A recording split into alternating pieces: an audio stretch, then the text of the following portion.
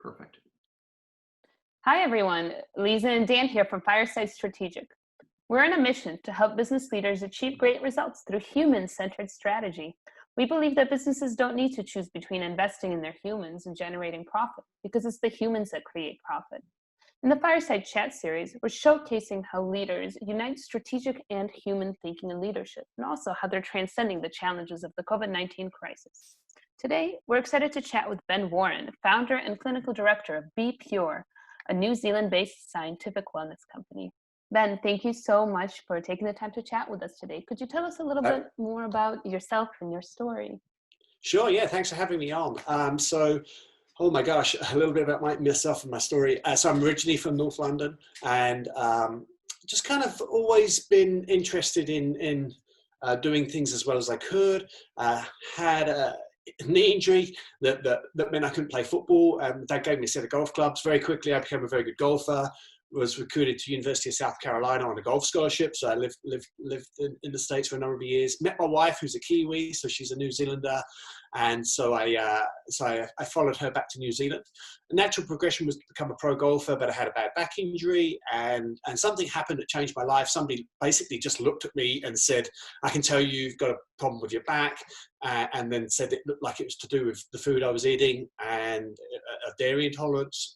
And so I was like, oh, that's crazy. And they sort of explained how that could work.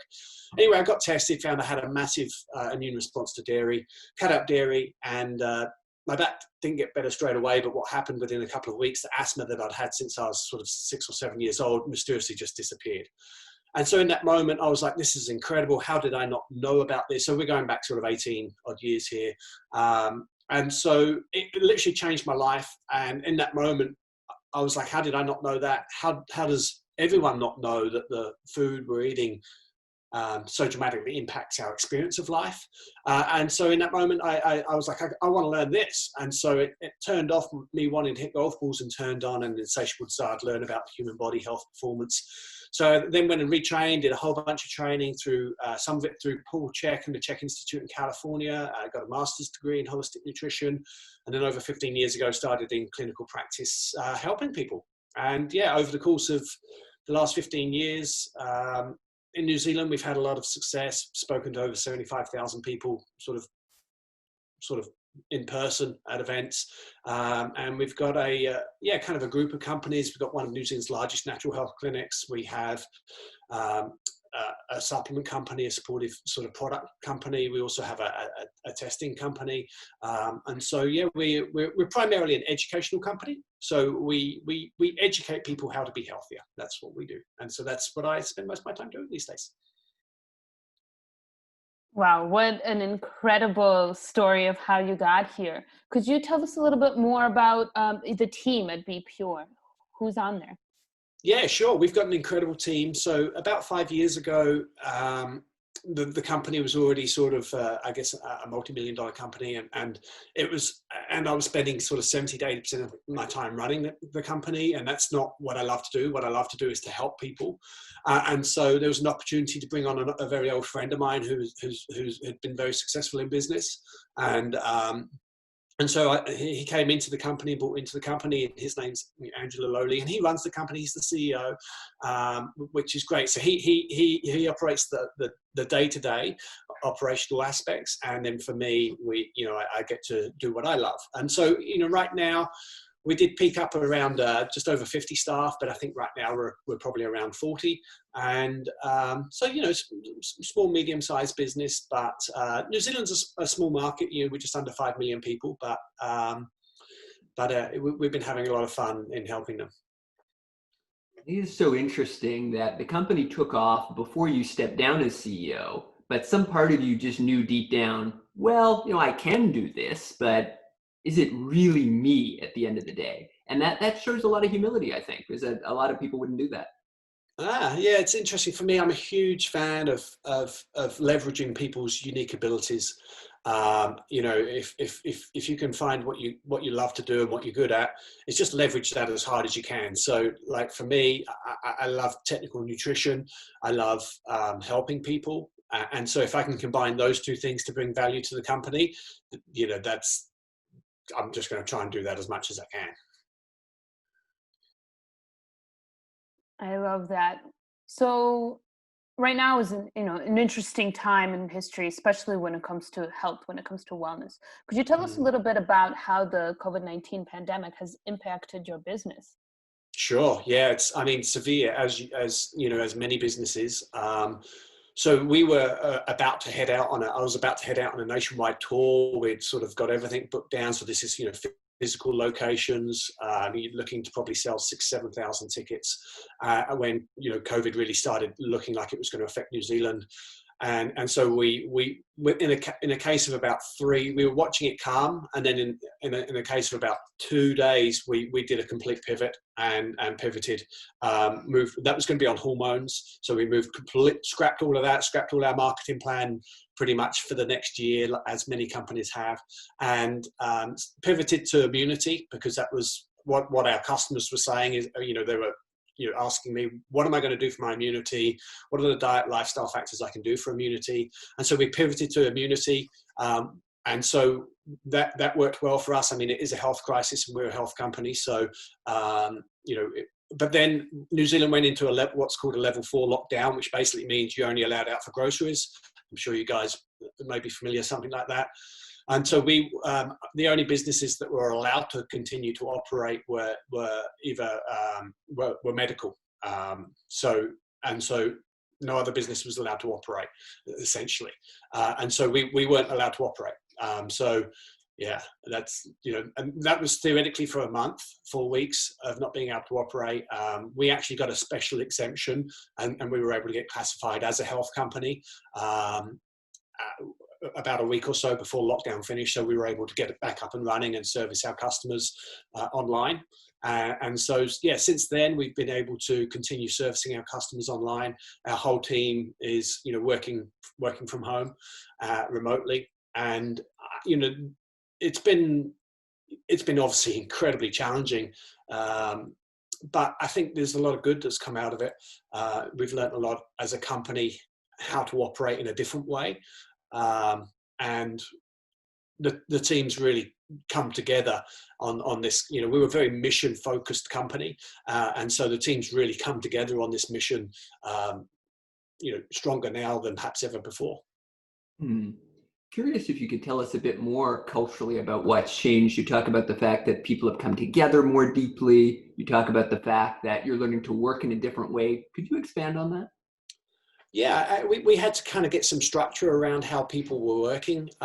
We're kind of a big fan of stand-ups, so and sprints and things like that. So these are some of these sort of systems that have come out of the developing world and developers, where you have like projects that run for 30 days or 90 days, and then stand-up meetings. So they're literally just a quick stand-up, and obviously these usually occur within an office. But what we've done is put some systems and processes around, obviously using Zoom and technology, that we still have these stand-ups. So directly before I came into this meeting, I was, in a marketing meeting, which was a 12-minute stand-up where you literally jump in. What are you doing? What's going on? And so that everybody's actually across everything.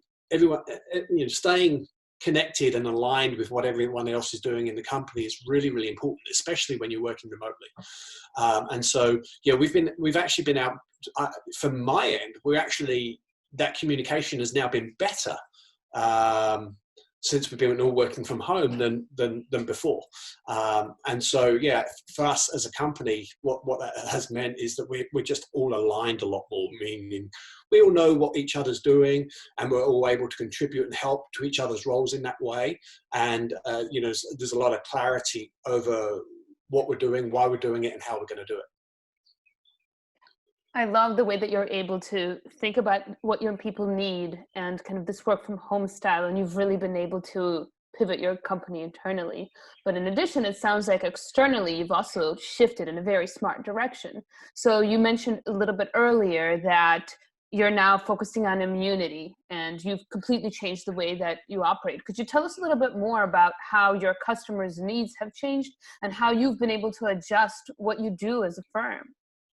Yeah, thank you. Yeah, and to be honest with you, you know, like I'm the light holder for the company, I suppose. But we have incredible people. You know, I want to acknowledge, you know, the CEO Andrew and our general manager Lily Clark. I mean, because they're the ones that have done that. And actually, we have a advisory company, much like yourselves. Okay, so we have an advisory company who help us do this stuff as well. I'm a big fan of getting external help. You know, as a golfer, I used to get coaching from a lot of top coaches because, you know, if you want to be good at something, you learn from somebody who's already done it. So I just want to acknowledge those people. It wasn't, you know, I'm just the kind of the light holder. And so now I've forgotten your question, so you have to repeat it. Well, that was a beautiful statement, by the way. That's great to hear how much you care about other people and how much you acknowledge them. The question was, how have you adjusted to the market needs? Have your customers' needs changed? Mm-hmm. And how have Okay. what you do as a firm pivoted? Yeah. So one of our core values as a company is to be customer centric. And so what that means is we're trying to really put our customers' needs first and foremost, and really trying to get in their shoes. What are they dealing with in their life? So, you know, before COVID-19, you know, we've got a number of personas that are our customer profiles, and so it's really getting into their shoes. You know, usually they're say females who are in their, you know, late 30s or 40s. They're very busy mums. They're working. They've got a family. They're tired. They're trying to manage their weight. They are trying to do what's right for their family, you know, regarding health. And so we see it as our role is to support them in their life. And so, you know, as soon as COVID-19 came, obviously a lot of concerns are around immunity, strengthening immune system. What does that actually mean around being immunocompromised? Even what does that actually mean? Who are those people? Because, you know, initially there's a lot of people saying, "Oh, there's concerns around immunocompromised people with COVID-19," and so so for us, instantly, you know, that's what they were dealing with. So, you know, it was our job to then support them in that as much as possible. So that naturally meant that we pivoted and started speaking about immunity and the research around immunity, and, you know, diet and lifestyle factors that you can implement to make sure that your immune system's staying strong. You know, basic things like, you know, moderate exercise, you know, making sure you're getting enough sleep, making sure you've got enough of the base micronutrients you need for your immune system to build immune molecules. You know, very whole food diet, a whole food based diet. You know, these very, very basic fundamentals that perhaps for you and I, Lisa, we just take for granted because, you know, we're into this stuff and that's what we do. But a lot of people aren't necessarily down the rabbit hole like we are, and so it's just kind of giving them really usable things that they can do to protect, you know, themselves and their family as much as possible. I think it makes perfect sense. And even though this isn't a health interview series, it's a sort of business and leadership interview series. That is so relevant because I think the nature of leadership is changing. One of the implications of all of this that I haven't heard talked about much is the way in which leaders, it isn't just that individual team members relate to one another differently, it's that leaders relate to their teams differently. And that means relating to them as people beyond just cogs in a business machine. And for people to work well for the business, right, their health matters. All of these things are interconnected. And as business leaders, we can be extremely narrow and think, how can this person boost my profits? Or we can think about them as people. Yeah. And I mean, we're a wellness company, right? So, you know, so it's natural for us, you know, we have wellness programs, quite significant wellness programs for our team. And actually, it's interesting. Some of our most valuable team members for the company are only as valuable as they are because their health has improved so dramatically from being a part of BePure, because, you know, they've got access to our clinicians and sort of like, this whole system of being healthy, and they're actually, you know, they're now paying huge dividends back to the company in regards to the value they're able to bring because their health is now, a lot of their health issues are resolved. I love that. It's incredible how big of a difference wellness makes. And I think a lot of company leaders, just to build on this, like, don't recognize the incredible improvement in productivity, happiness, outcomes. Everything that runs your business starts in many ways with the health of the people that work for you. Yeah, I mean, I'm biased, but absolutely, I'm biased too. I like. It's at the end of the day, like you say, productivity. If somebody's having to take days off because they're sick, or they're or their mental health is not where it needs to be for them, that's going to so dramatically impact the value they can bring to the company and to the world. And so it's like, for me, it's a no-brainer. It's like, well, let's have you feel fantastic, and then it's just a byproduct. They're going to be more productive. Yeah, and you practice what you preach. Like, as a wellness company, the fact that you also take care of your people so well, that's great, and that's not actually as common as it should be.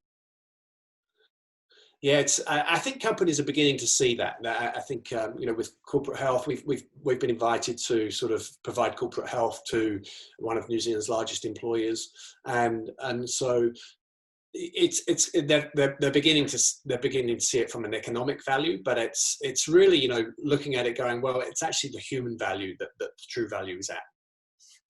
I mean, the economic value, you're going to get that anyway.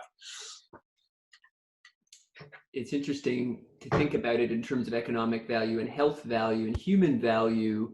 There are different entry points for people who might not be on this wavelength. And so for some people, making the economic case is one of the more effective ways to position it, right? Yeah, true. And so in the end, we're all still running businesses, and profit still matters, right? Absolutely. And so when you can make that case definitively, hey, listen, healthier people mean a healthier bottom line, right?